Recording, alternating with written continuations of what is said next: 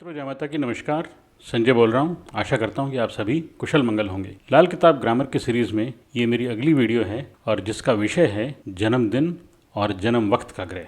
अब नाम से आपको साफ तौर पे पता चल रहा है कि हम किसी ग्रह की तलाश में हैं, जो कि एक तो उसमें से जन्मदिन का ग्रह है और एक जन्म वक्त का ग्रह है। तो दो ग्रह हमें इसमें से मिलेंगे। अब किसी भी जातक का जब जन्म होता है, जिस दिन में होता है, जैसे सोमवार, मंगलवार, बुधवार, वीरवार, शुक्रवार, शनिवार और रविवार, इन 7 दिन में से किसी जातक का जन्म होगा और वो किसी एक स्पेसिफिक वक्त पे होगा, यानी कि एक किसी टाइम पे होगा और उस टाइम पे किसी ग्रह की होरा होगी, यानी कि किसी ग्रह का डिफाइंड टाइम इंटरवल होगा। उसके लिए मैंने आपके सामने ये रंग बिरंगी टेबल बना रखी है नीचे यहाँ पे। उसके लिए मैंने आपके लिए ये टेबल बना रखी है नीचे रंग बिरंगी। तो इससे हम कुछ इनपुट लेंगे। अब ये टेबल 100% करेक्ट है, इस बात की मैं गारंटी नहीं ले सकता। मैं आपको सिर्फ एक तरीका बता रहा हूँ। आप अपने किताब में से देख के जो भी समय इंटरवल आप अपने ढंग से डिसाइड करते हैं, या किसी सॉफ्टवेयर के तहत, या आपके गुरु और आचार्य ने जिस ढंग से आपको पढ़ाया है, आप उस ढंग से समय इंटरवल ले सकते हैं किसी पर्टिकुलर ग्रह के एक दिन की होरा में। तो इसलिए उसके ऊपर हम डिबेट नहीं करेंगे कि ओ ये तो 2 घंटे का लिख दिया आपने, तो 4 घंटे का होना था, 2.5 घंटे का होना था, इसका तो टाइम इस टाइम से इस टाइम तक होता है। हम उस चर्चा में नहीं पड़ेंगे। तो क्या होता है जन्मदिन का ग्रह, यानी कि किसी जातक का जन्म जिस दिन होगा वो उसके जन्मदिन का ग्रह होगा, और किसी जातक का जन्म जिस वक्त में होगा, जिस समय में होगा, वो उसके जन्म वक्त का ग्रह होगा। अब इन दोनों को हम मिला के और एक लाल किताब की रेसिपी बनाएंगे, जिसको बोलते हैं ग्रहफल राशिफल। अब ग्रहफल राशिफल की जो 26 तरतीब हैं, 26 अलग अलग टाइप हैं, वो 1942 में पेज नंबर 69 पे दी गई हैं।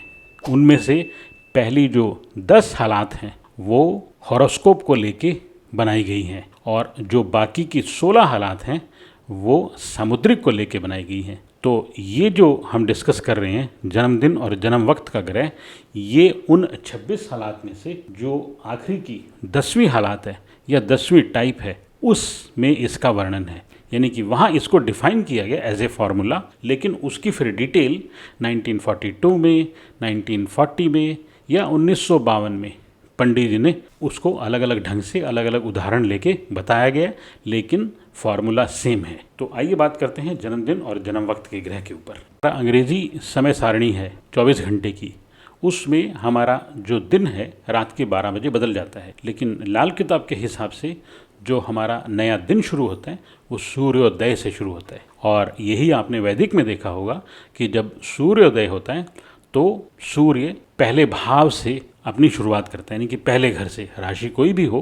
लेकिन आप देखोगे जिस जातक का जन्म राइट इमीडिएटली आफ्टर सनराइज है, सूर्योदय के तुरंत बाद का किसी जातक का अगर जन्म है, तो आप देखेंगे कि उसका सूर्य आपको लगन में मिलेगा। यानी कि जैसे ही सूर्योदय होता है तो उसके तुरंत बाद ये माना जाता है कि 2 घंटे का जो समय है वो बृहस्पति का होता है। यहाँ पे आप इस टेबल में भी देख रहे हैं 2 घंटे का समय बृहस्पति का होता है, और उसके 2 घंटे, उसके बाद 2 घंटे सूर्य का समय होता है, फिर 1 घंटा चंद्रमा का होता है, फिर जो समय शुक्र को दिया गया, फिर मंगल को, बुध को, राहु, शनि और केतु को। अब इसमें कुछ एक्सेप्शंस भी हैं जो मैंने यहाँ राइट साइड में लिख दी हैं। जैसे उसमें एक एक्सेप्शन क्या है कि जो वैसे जो रात होती है वो शनि की दी गई है सामान्यतया, लेकिन जो अमावस्या की रात है वो शुक्र को दी गई, और पूरी जो पूर्णमासी की रात है वो चंद्रमा को दे दी गई। तो ये हमें ध्यान रखना पड़ेगा कि किसी जातक का जन्म अगर अमावस्या की रात को होगा तो उसका जन्म वक्त का ग्रह शुक्र होगा, ना कि शनि। ऐसे ही किसी जातक का जन्म अगर पूर्णमासी की रात का होगा तो उसका जन्म वक्त का ग्रह चंद्रमा होगा, ना कि शनि। तो ये एक ध्यान देने वाला इन 3 ग्रहों के बीच का तथ्य है। इसी तरह से राहु के लिए भी जो सामान्यतया दिन में जो समय होता है कि सूर्यास्त होते ही और रात होने से पहले का समय, वो राहु का समय होता है, और जब रात हो जाती है फिर वो शनि का समय हो जाता है। इसी प्रकार से केतु देव के लिए जो सूर्योदय होने से 2-2.5 घंटे पहले का समय या 2 घंटे पहले का समय वो केतु का समय होता है। उसके बाद फिर बृहस्पति का समय हो जाता है। यानी कि अगर आप पूरे दिन को देखोगे तो बृहस्पति का समय शुरू होने से पहले केतु का समय होता है और शनि की रात शुरू होने से पहले राहु का समय होता है और उसके बीच में दरमियान में बाकी ग्रहों का समय चलता है। तो ये ज़रा आपको ध्यान रखना पड़ेगा, क्योंकि इसी के हिसाब से आप जन्म वक्त का ग्रह निकालोगे और जन्म वक्त का ग्रह निकालना बहुत क्रिटिकल है। उसके बिना आपका सारा मैथ, सारा गणित जो इस चैप्टर को लेके है वो खराब हो सकता है या अस्त व्यस्त हो सकता है। अब मैंने यहाँ पे लिख दिया कि बृहस्पति के लिए सुबह 6 बजे से 8 बजे का समय। ऐसा नहीं है कि भी ये एक फिक्स टाइम है। कहने का मतलब ये है कि सूर्योदय के 2 घंटे बाद का समय बृहस्पति का होता है। अब गर्मियों में सूर्योदय आप देखोगे भारत में 5:30 बजे हो जाता है, लेकिन सर्दियों में शायद वो 6:30-7 बजे तक भी ना हो। तो उस हिसाब से जब आप सॉफ्टवेयर से पत्रिका निकालते हो तो आप जो सनराइज़ टाइम है उसको ज़रूर मद्देनज़र रखिए और फिर उसके हिसाब से उस जातक की ये समय सारणी आप निर्धारित कीजिए, तभी आप सही जन्म वक्त के ग्रह पर पहुंच सकते हो। तो ये ध्यान देने वाली बात है। इसलिए मैंने पहले ही कहा कि जो मैंने ये समय तालिका लिखी है इसको आपने ग्राउंड रूल नहीं मान लेना है। आपको ये अपने ढंग से उस दिन के सूर्योदय के समय के हिसाब से एडजस्ट करनी पड़ेगी। तो अब हम कुछ उदाहरण लेते हैं जो लाल किताब में पहला उदाहरण ये दिया गया कि मान लीजिए किसी जातक का जन्म सोमवार को शाम को, यानी कि दिन छिपने के बाद होता है, जब राहु का समय शुरू हो जाता है, तो उसके सोमवार का जन्म है उसका, तो यानी कि जन्मदिन का ग्रह कौन सा हो गया। इस तालिका में अगर हम देखेंगे तो सोमवार, मंडे, ये लिखा हुआ है चंद्रमा के सामने, तो यानी कि उसका जन्मदिन का ग्रह हो गया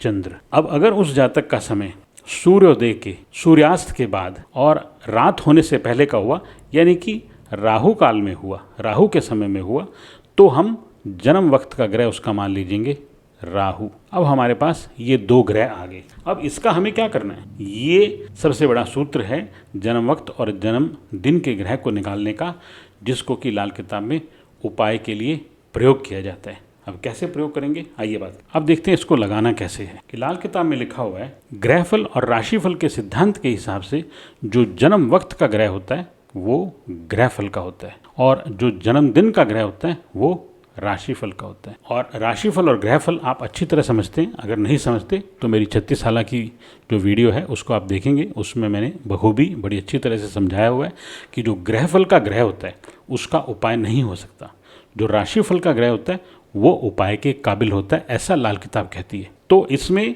अब राहु अगर किसी भी प्रकार की समस्या कर रहा हो जातक को, तो वो उपाय नहीं हो सकता, क्योंकि ये ग्रहफल का हो गया, ये आपके जन्म वक्त का ग्रह है। तो फिर इसको कैसे संभालेंगे कुंडली में। अब कुंडली में राहु आपका कहीं भी बैठा, किसी भी भाव में बैठा हो सकता है, लेकिन इस थ्योरी के हिसाब से राहु को कैसे लगाएंगे, आइए उस पर बात करते हैं। तो लाल किताब बोलती है कि जो जन्म वक्त का ग्रह है उसको जन्म दिन के ग्रह के पक्के घर में लगाओ। ध्यान दीजिएगा, मैं दोबारा बोलता हूँ, जो जन्म वक्त का ग्रह है यानी कि राहु, उसको जन्मदिन के ग्रह के पक्के घर में लगाओ। उसके लिए मैंने आपको ये राइट साइड में एक सारणी दी है। तो चंद्रमा का पक्का घर कौन सा हो गया, खाना नंबर 4, यानी कि इससे संकेत मिल रहा है कि भी हम राहु को खाना नंबर 4 में लगाएं। बिल्कुल सही समझा आपने, यानी कि राहु अब खाना नंबर 4 में हो गया जन्म वक्त और जन्म दिन के हिसाब से। पर आपके टेवे में राहु कहीं और भी बैठा हो सकता है, लेकिन अगर राहु की वजह से जातक को कोई समस्या आ रही हो, राहु टेवे में किसी भी घर में बैठा हो, लेकिन अब जन्म वक्त और जन्मदिन के ग्रह के फॉर्मूले के हिसाब से इस राहु के उपाय चंद्रमा से होंगे। मतलब क्योंकि चंद्रमा राशिफल का है और राहु ग्रहफल का है, समस्या आपको राहु से आ रही है, तो इसके उपाय चंद्रमा से होंगे। यानी कि आप चंद्रमा के उपाय कीजिए तो राहु से आपको जो भी समस्याएं आ रही है उसमें आपको निजात मिलेगी, उसमें आपको बहुत सुकून मिलेगा। ये है जन्मदिन और जन्म वक्त के ग्रह का फॉर्मूला इन टर्म्स ऑफ ग्रहफल राशिफल, और कैसे किसको कहाँ लगाना है, यानी कि जन्म वक्त के ग्रह को, राहु को कहाँ लगाना है इस टेबल के हिसाब से। एक और उदाहरण लेते हैं, फिर आपको और अच्छे से समझ में। मान लीजिए किसी जातक का जन्म मंगलवार का है यानी कि ट्यूसडे का जन्म है, और समय उसका ले लेते हैं सुबह सुबह का यानी कि राइट आफ्टर सनराइज, जो सूर्योदय के तुरंत बाद का जन्म यानी कि बृहस्पति की होरा में जन्म हुआ उसका, और जन्म हुआ मंगलवार के दिन। तो उसका जन्मदिन का ग्रह कौन सा हो गया? मंगल। और जन्म वक्त का ग्रह कौन सा हो गया? बृहस्पति। ध्यान दीजिएगा, जन्म हुआ उसका बृहस्पति की होरा में यानी कि जन्म वक्त का ग्रह हो गया बृहस्पति, और जन्मदिन हुआ उसका मंगलवार यानी कि जन्मदिन का ग्रह हो गया उसका मंगल। अब किस में किसको रखना? जन्म वक्त के ग्रह को, जो ग्रह फल का है, राशि फल में रखने का, यानी कि बृहस्पति को मंगल का पक्का घर तीसरे घर में यानी कि गुरु 3 में, ये आपका एक कॉम्बिनेशन बन गया। तीसरे भाव में बृहस्पति को रख दिया।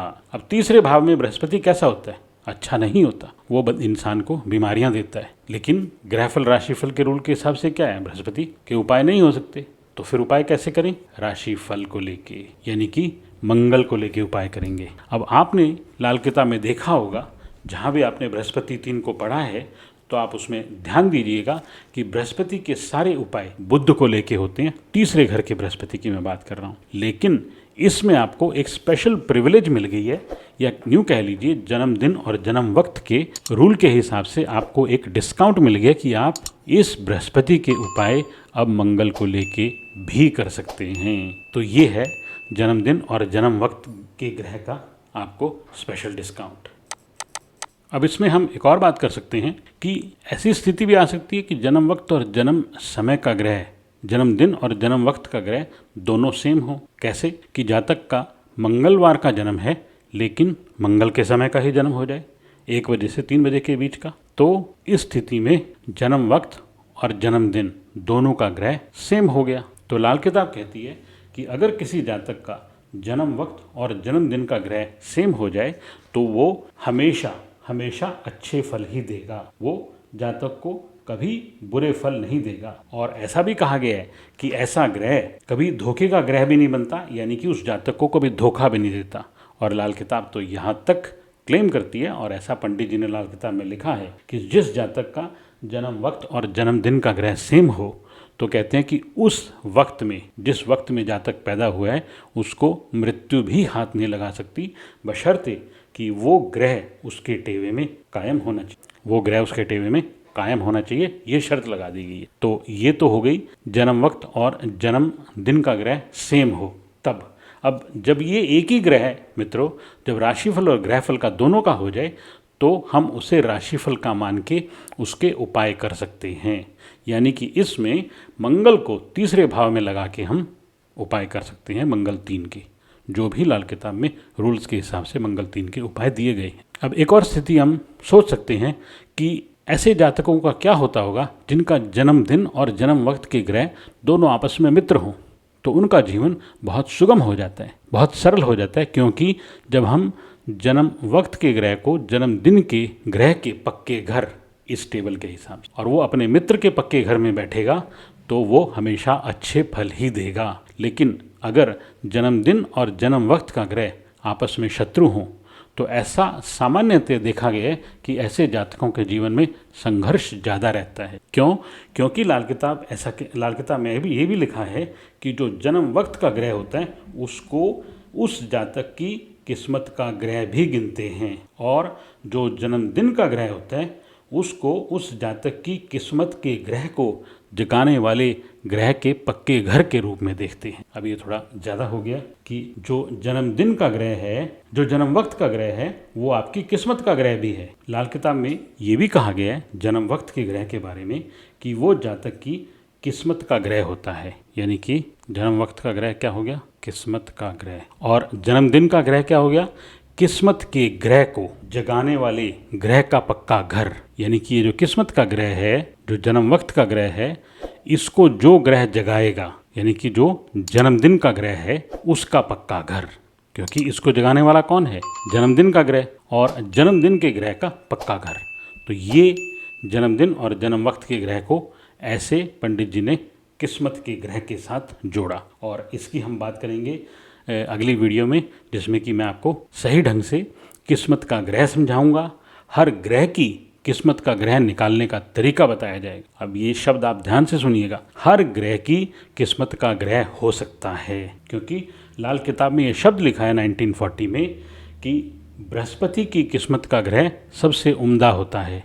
यानी कि अगर बृहस्पति की किस्मत का ग्रह निकल सकता है तो फिर मंगल की किस्मत का ग्रह भी निकल सकता है, फिर बुध की किस्मत का ग्रह भी निकल सकता है। ये हम बात करेंगे अगली वीडियो में। और आप देखेंगे कि ग्रहों की किस्मत का ग्रह निकालने से आपकी प्रिडिक्टिव मेजरमेंट है, जो आपकी प्रेडिक्शंस है वो कितनी सटीक होती हैं समय के अनुसार। यानी कि 35 साला दशा चक्र को उसके साथ जब कनेक्ट करके मैं आपको दिखाऊंगा तो आप देखेंगे कि कैसे आपकी प्रेडिक्शंस बहुत करेक्ट होती हैं। लेकिन ये वीडियो, आज की वीडियो जो है वो सिर्फ जन्मदिन और जन्म वक्त के ग्रह के ऊपर थी। इनको कैसे यूज़ किया जाता है वो मैंने आपको बताया कि इनको उपाय के लिए प्रयोग किया जाता है। जो जन्मदिन का ग्रह है उससे जन्म वक्त के ग्रह के उपाय किए जाएंगे। तो ये समझने वाली, आशा करता हूँ कि आपको ये सब समझ में आया होगा। अगर नहीं समझ में आया हो तो आप मेरी वीडियो के कमेंट बॉक्स में ज़रूर लिखें और मैं आपको उसका जवाब दूंगा, क्योंकि ये विषय बहुत सेंसिटिव है और बहुत ज़रूरी भी है। लाल किताब ग्रामर को ध्यान में रखते हुए अगर आपको ये छोटे छोटे लाल किताब ग्रामर के सूत्र अगर आपको समझ में आ गए तो आप ग्रहों को सही ढंग से पढ़ सकते हैं। उनके उपाय करते हुए आप देख सकते हैं कि भी अगर चंद्रमा आपका जन्म वक्त का ग्रह है तो आप उसको टेवे में, चाहे वो 10वें भाव में बैठा हो, लेकिन जन्मदिन के हिसाब से उसको जहाँ बिठाओगे उसके उपाय वहाँ से लगेंगे। जहाँ बैठा है वहाँ से उपाय नहीं लगेंगे अगर आपका चंद्रमा आपके जन्म वक्त का ग्रह है। तो ये सूत्र है मित्रों जन्मदिन और जन्म वक्त के ग्रह के पीछे। आशा करता हूँ कि ये सूत्र आपको अच्छे से समझ में आ गया होगा। अगर आपको ये वीडियो अच्छी लगी हो तो आप मेरे चैनल को लाइक कीजिए, सब्सक्राइब कीजिए और अपने उन सहपाठियों को, लाल किताब के उन सहपाठियों को जो पैसे देके ये सब लाल किताब की ग्रामर नहीं सीख सकते और यहाँ पे उनको मुफ्त में उपलब्ध है, तो उन तक ये जानकारी ज़रूर पहुँचाइएगा, क्योंकि उनके लिए बहुत फ़ायदेमंद होगी। जय माता दी, जय सिया राम। आप सभी प्रसन्न रहें, आबाद रहें, खुश रहें। फिर मिलेंगे।